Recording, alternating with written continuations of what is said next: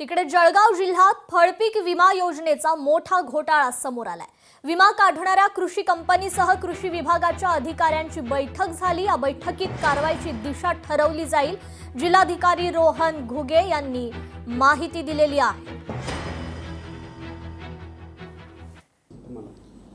पीक विमा काढणं ही ऐच्छिक स्वरूपाची ॲक्टिव्हिटी असते। त्यामध्ये शेतकऱ्यांनी पीक विमा काढलेला आहे आणि त्यामध्ये तपासणी अंती त्यांना जे सॅटेलाईट इमेजेस त्यांनी घेतल्या होत्या त्यामध्ये प्राथमिक जो अहवाल आहे त्याच्यानुसार ही परिस्थिती आहे।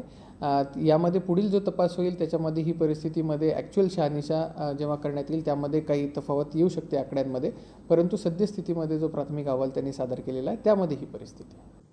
सरकारचाच या सगळ्या घोटाळ्यामध्ये सहभाग आहे।